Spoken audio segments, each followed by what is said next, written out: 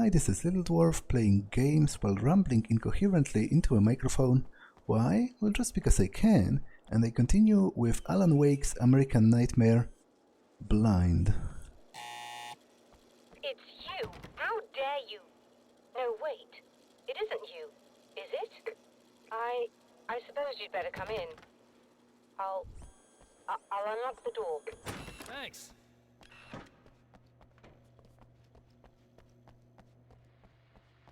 Okay, I guess there will be another show from Mr. Scratch. I know what you're thinking. Evil twin, supernatural powers. But most of the time, I just like to keep things basic. I want you to understand that.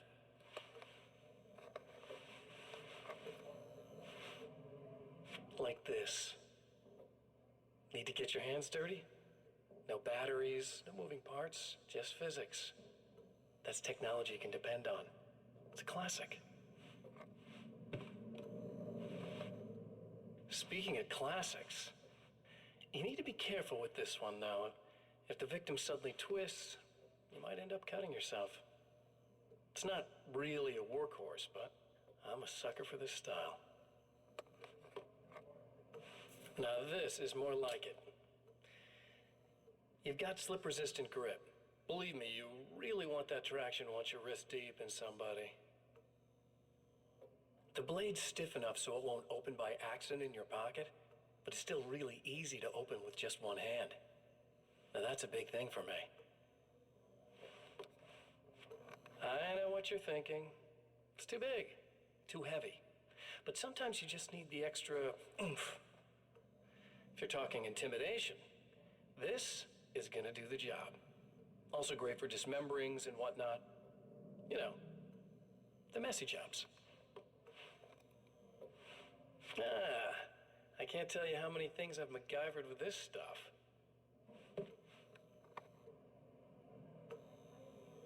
Okay, now guns.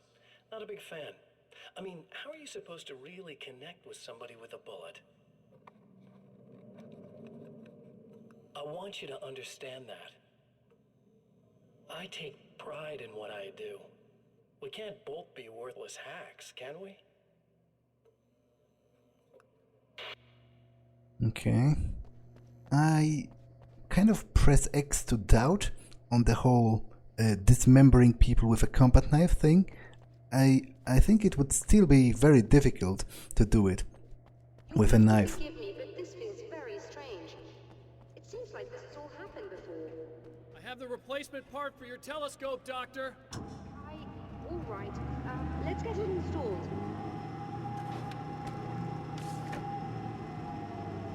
And that's especially weird that he mentioned that, because he literally had an axe there, which would be much better for this kind of thing.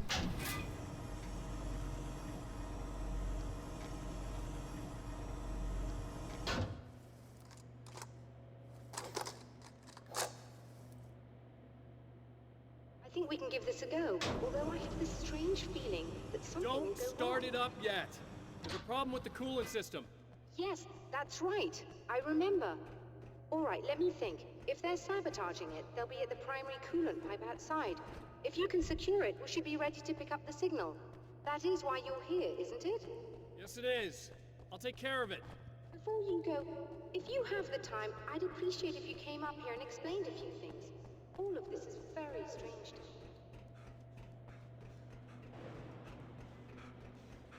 Okay, I kind of don't care that much, but oh well.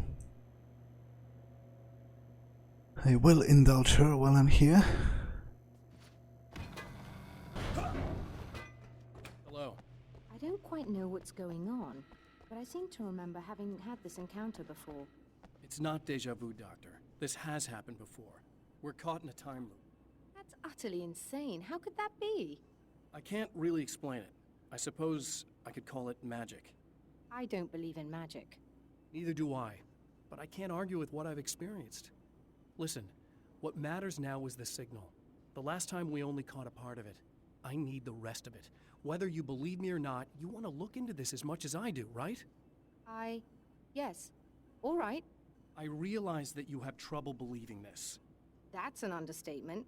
I can't deny that what you say resonates with me on some level I don't pretend to understand.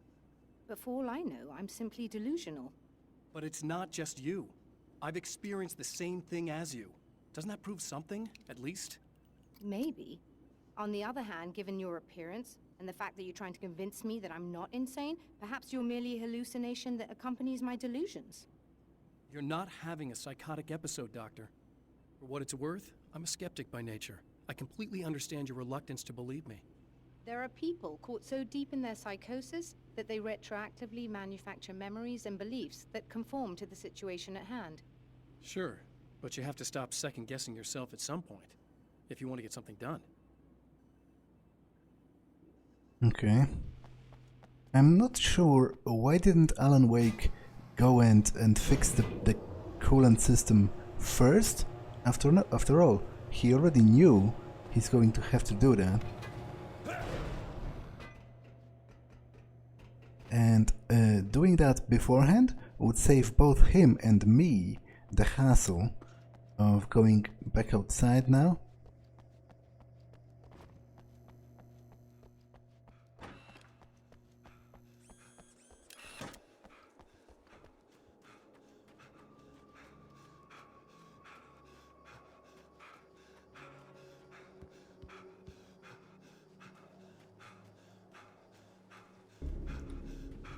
Although I guess it's a little bit different because this time I'm going towards some kind of a primary air right here.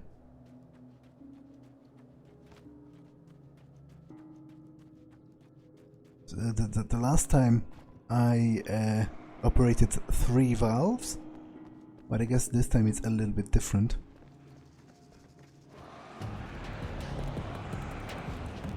Still annoying.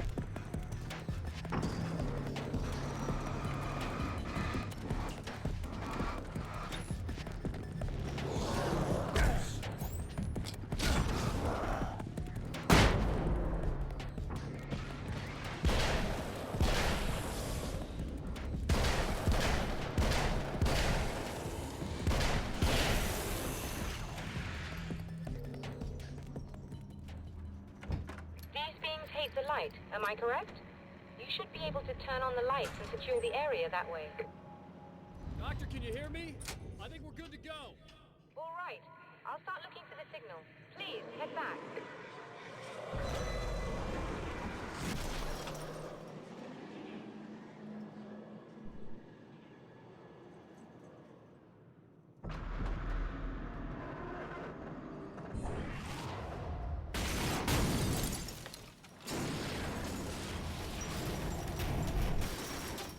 I guess they didn't like that.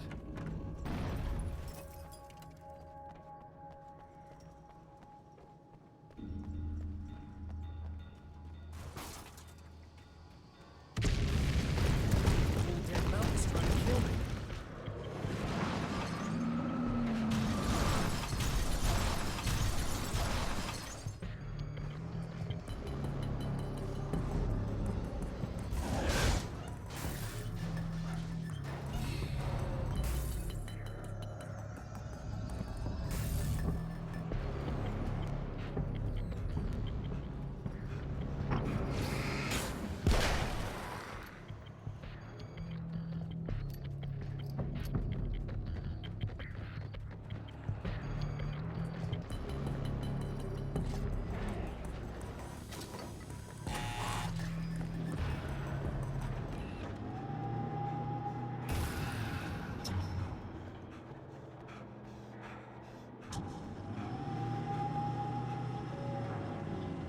It's working.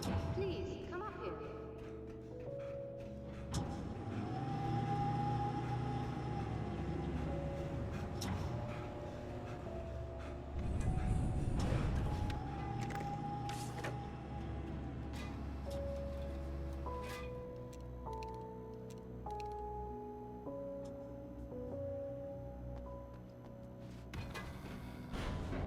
Find the signal?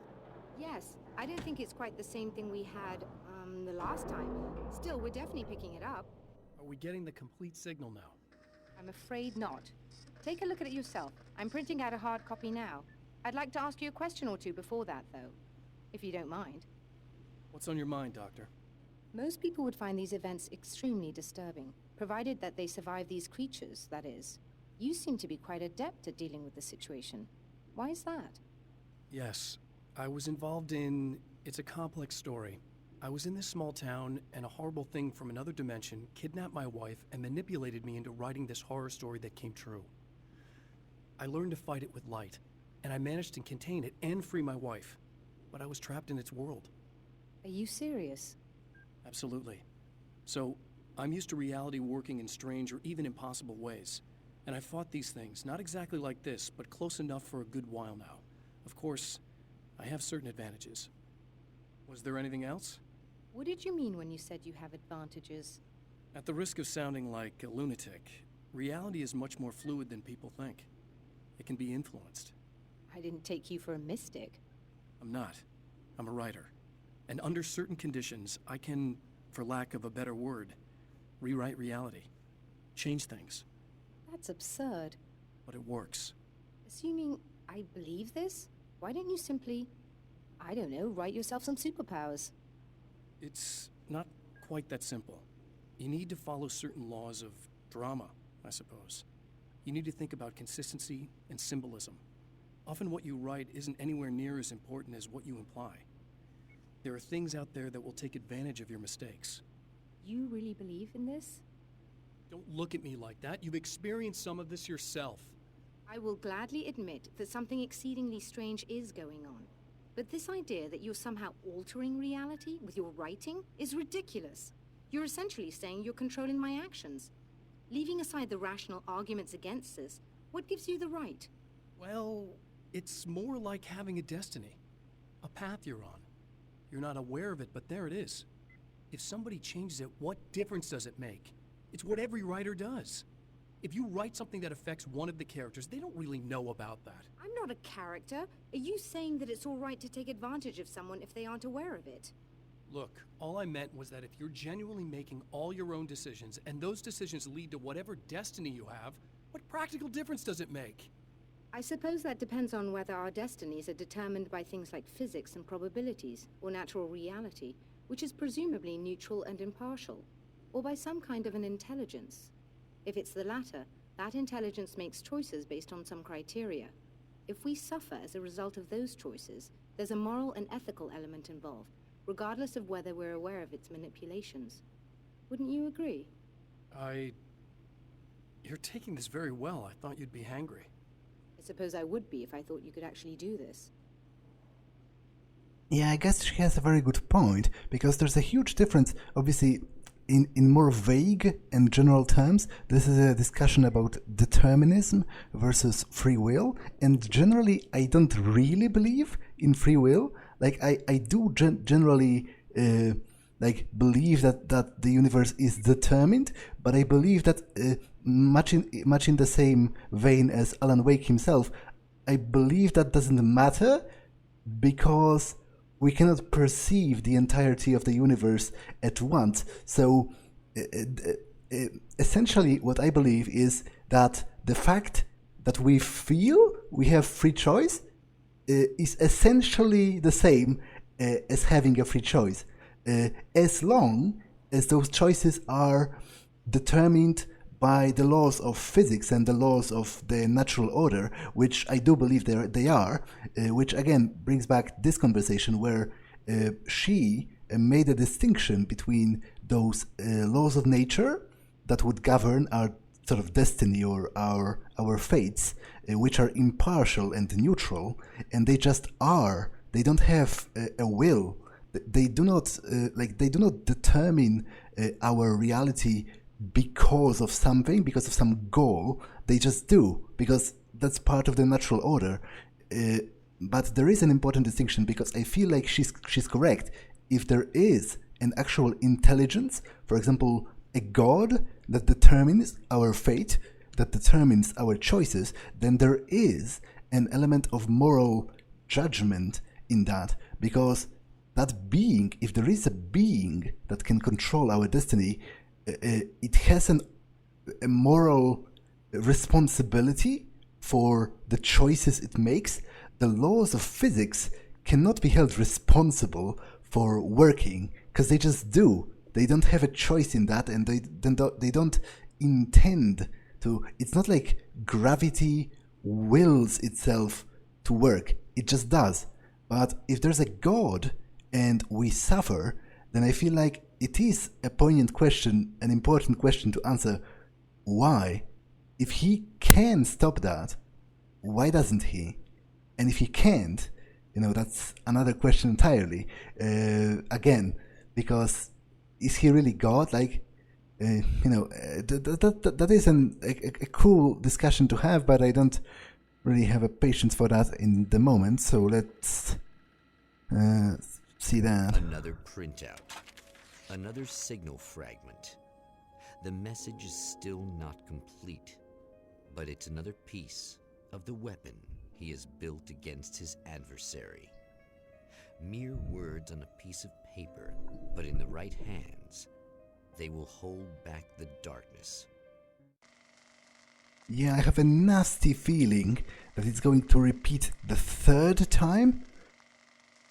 Which, oh my god, that's so ballsy that that's so ridiculously bad that I almost kind of... Last time the man came to the drive-in, it did not end well. He hopes to avoid that fate this time. He hopes that what he has brought with him to this place is enough. It's so bad that I almost kind of respect the goal of the developers to do that, because you have to be pretty ballsy to try and sell what is essentially a collection of 3 levels repeating 3 times. New reality fragment 2. Yeah, right, there's a new reality fragment 3, so damn it. The film noir poster reminded me of Alex Casey, the detective's cool exterior never cracking even with the gun pointed in his face.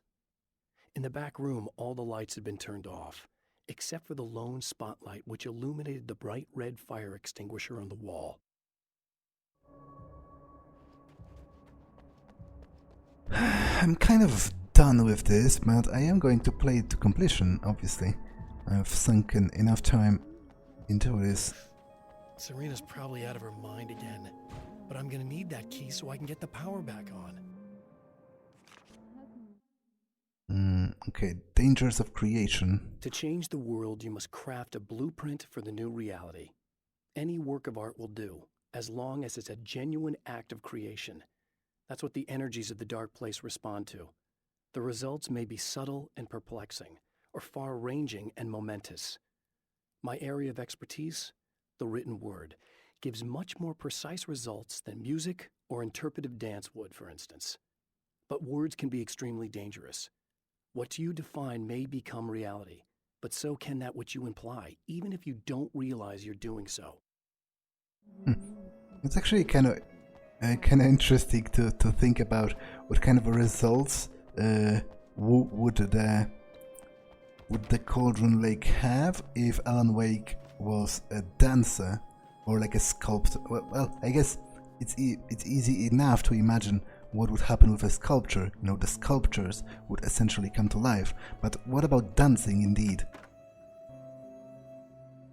You again? I'm really just here to get the keys so I can get the power back on.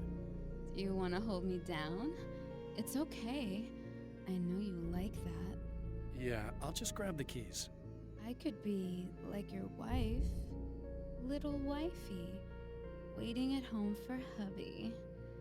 Or you could be the mailman, or the neighbor. I'm already married to someone who isn't crazy, thanks. I'm just gonna go and get the power back on. Aww. Look, I may or may not be back. I have the access code to the booth already, so once the power is on... You should totally come see me. We could have fun. You know. We'll see how it goes. You should sit down or something. Try to stay calm. I don't want to be calm. I want to be nasty.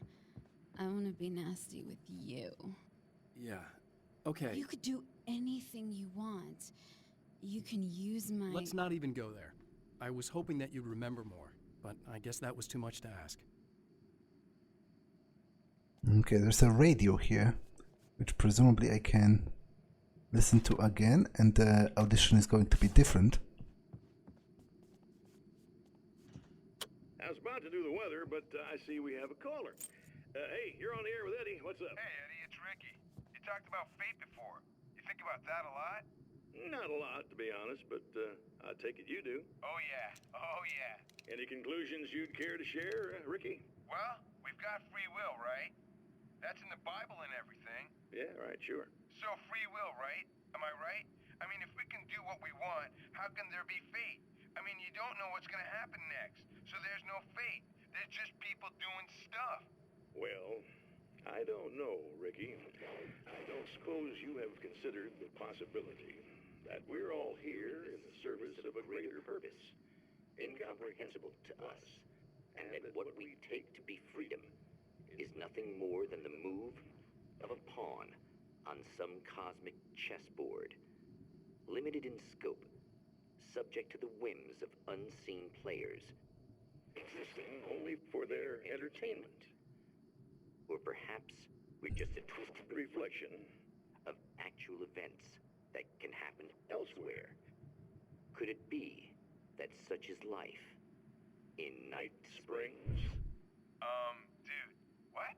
Food for thought, Ricky. Food for thought. Yeah, I was about to comment that something weird was happening with the host's voice. I guess he has transformed into the narrator from Getting it yet, genius? from the Night Springs TV series.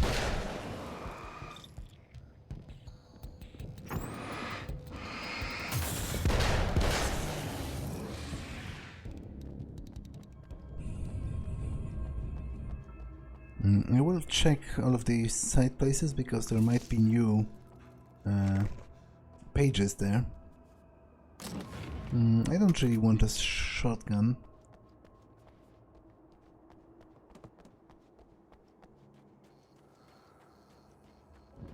I think there was a crossbow here, which I would gladly exchange the hunting rifle for. Frick, didn't want to do that. It's a bit of a waste actually, but I'm beyond caring at this point.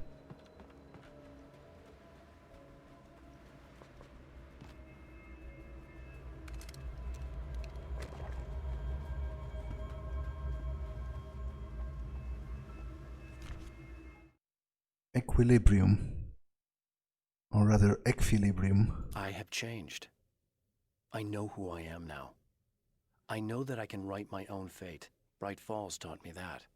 I know that indulging my weaknesses, giving in to fear and complacency will only drag me down. The Dark Place taught me that. I'm no Zen master. I've not attained enlightenment. But I have learned to let go of the things that I don't need. I know that without that balance within, I become my own worst enemy. Now I strive for equilibrium, and with that, I'm strong enough to get where I want. Okay, how many pages?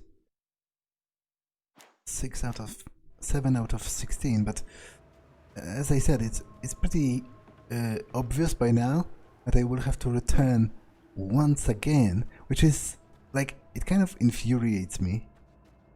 And I don't really want to, but, well. Nobody has asked me, unfortunately.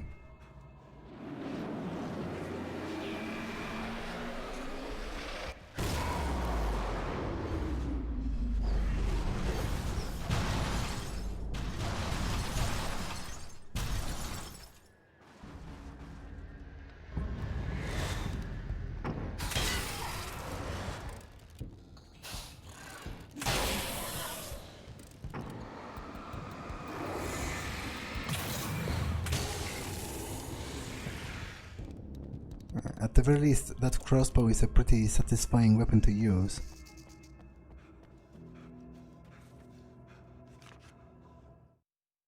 The doppelganger. It's obvious that for all his power, Mr. is an agent of another greater being. The dark place he came from is full of terrible alien intelligences, dark presences, and none of them should be let loose in our world. He serves one of them, He'll open the way for them if I don't stop him. But he'll do more. He'll take over my life. He already has my face. He already uses my name. He'll become Alan Wake in every way imaginable and corrupt everything, unless I can stop him. Okay, and there's a TV in here, so I can watch another message from Mr. Scratch.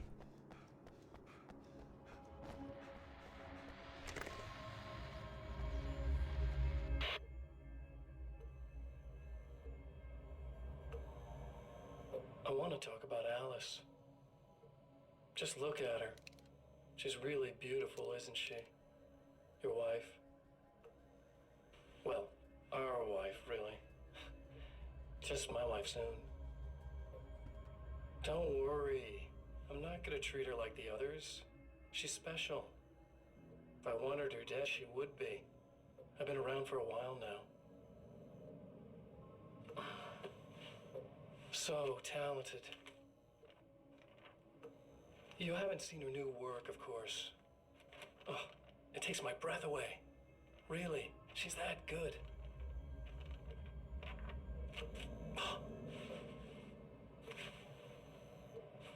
Did you know that I've got a wedding ring, too? We're that similar. She's seen me a couple times, you know. I've let her catch glimpses. She thinks she's imagining things, of course. She thinks you're dead. It might as well be. I mean, even if you manage to keep surviving, you'll be in my trap forever. So I'll go to her. It'll be an amazing moment. Oh my God, you're alive. I'll be the good, loving husband for as long as I can stand it. She'll love it. And then, one day, somehow, it'll happen. Maybe I'll slip up, she spots something, or maybe she just starts running her mouth. And then, I'll do it.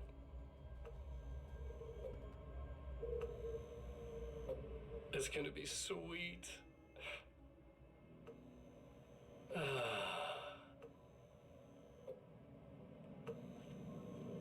My darling wife.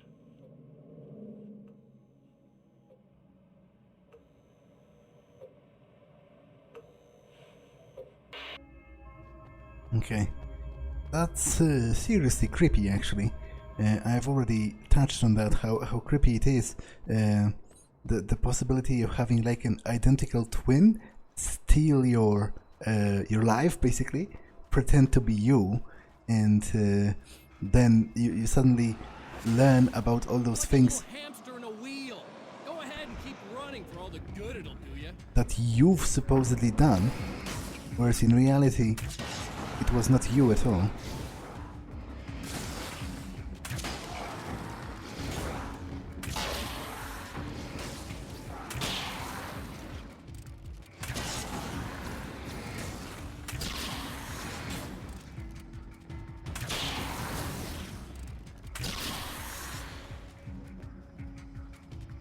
Is there a page around here?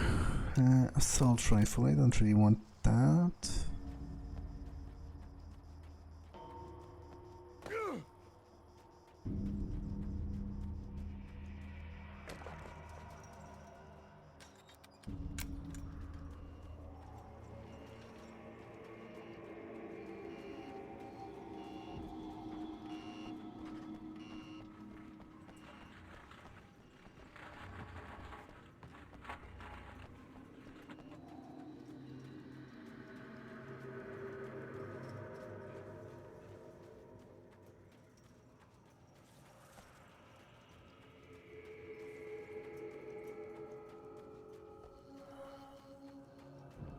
Okay, there's a page inside here.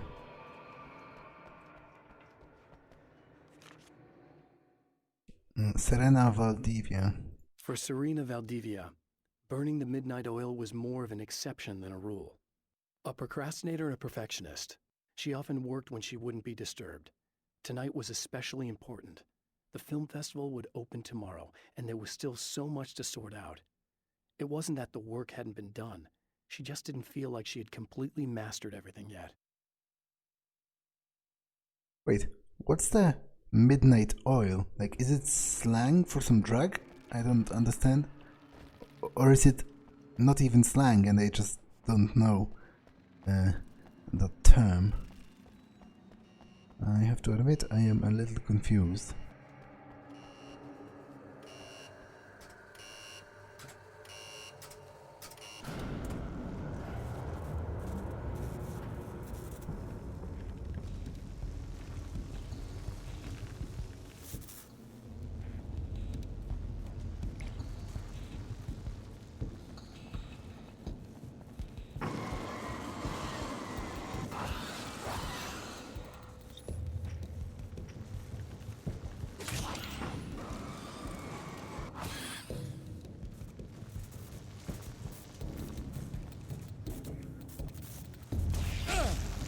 Okay, I'm dead. Unless I can run through quick enough. There's another page there on the left, so I will go there. But first, I guess I should heal. Especially because it also provides a checkpoint.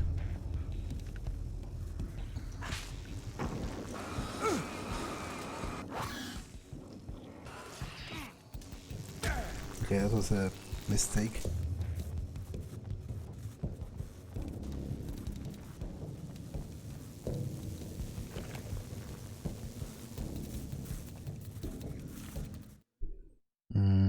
Survival in the dark place. The dark place is utterly hostile to human life. It eats at your mind, wants you to succumb to madness. Your own thoughts can turn against you.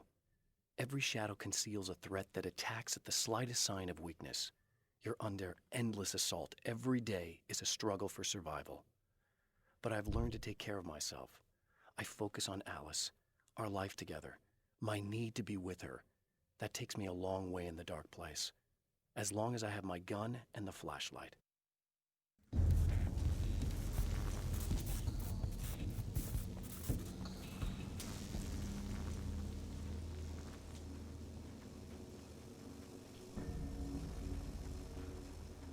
Okay.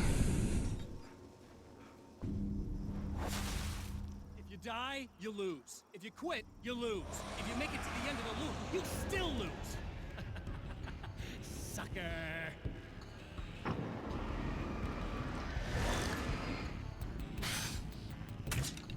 Okay, that was unfortunate.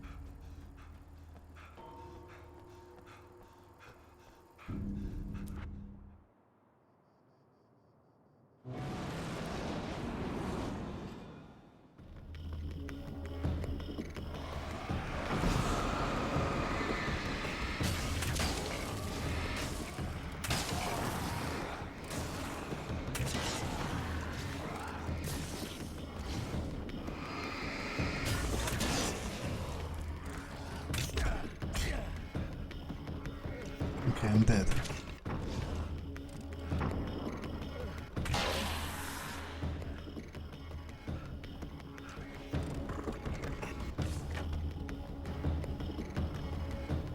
I guess not quite.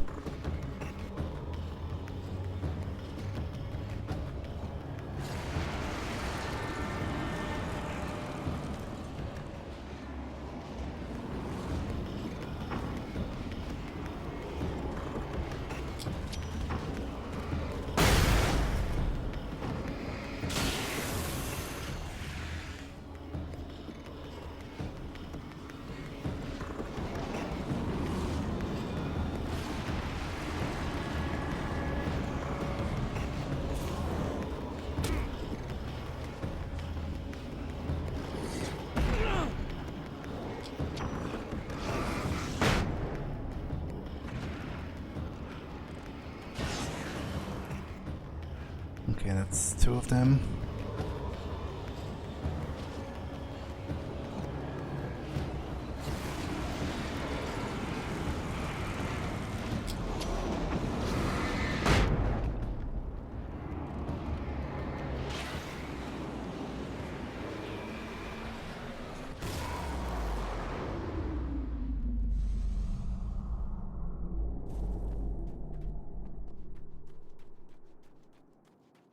Okay, but you know what? This episode has been long enough. I'm going to pause here and enter the building and then enter the loop the 3rd time. Next time. That's all for this one, and I will see you in the next one. Bye!